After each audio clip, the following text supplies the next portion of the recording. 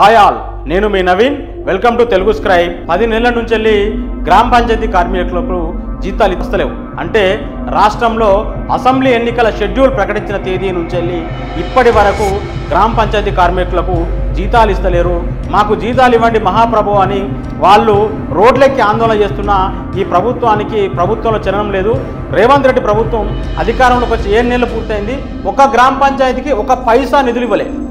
ఇంకోవైపు గ్రామ పంచాయతీల్లో ప్రత్యేక అధికారుల పాలన ఉంది. వాటికి ఎన్నికలు నిర్వహించలే కాబట్టి కేంద్రం వాటాగా ఇచ్చే నిధులను అంటే ఆర్థిక సంఘం నుంచి గ్రామ పంచాయతీలకు నేరుగా నిధులు ఇవ్వాల్సి ఉంటుంది.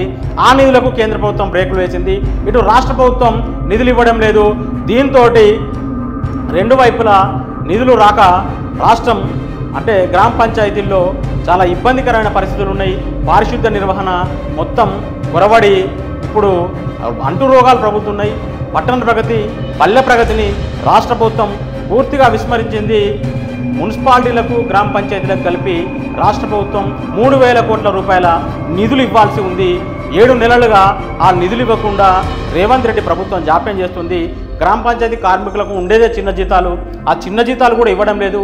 దీంతో వాళ్ళు పూట గడవడానికి చాలా ఇబ్బంది పడుతుండ్రు. వాళ్ళకి జీతాలు ఇవ్వకపోవడం వల్ల వాళ్ళు పూర్తి స్థాయిలో అంటే ఎఫెక్టివ్గా పనిచేయలేకపోతుండ్రు. అట్లనే పల్లె ప్రగతి, పట్టణ ప్రగతికి పైసా ఇవ్వలేదు. కనీసం శానిటేషన్ డ్రైవ్ కూడా చేయలేదు. దీంతో విష జ్వరాలు, డెంగీ, డయేరియా, కలరా ఇవన్నీ వ్యాపించి గ్రామాలన్నీ అట్నే పట్టణాలలో ఉన్న మురికి వాడలన్నీ రోగకూపాలుగా తయారైనాయి. ఇప్పుడు ఏ హాస్పిటల్కి పోయినా సీజనల్ వ్యాధులతో బాధపడేవారే కనిపిస్తున్నారు. దానంతటికీ కారణం పారిశుద్ధ నిర్వహణను ప్రభుత్వం పట్టించుకోకపోవడం, గ్రామ పంచాయతీలకు నిధులు ఇవ్వకపోవడమే. Thank you.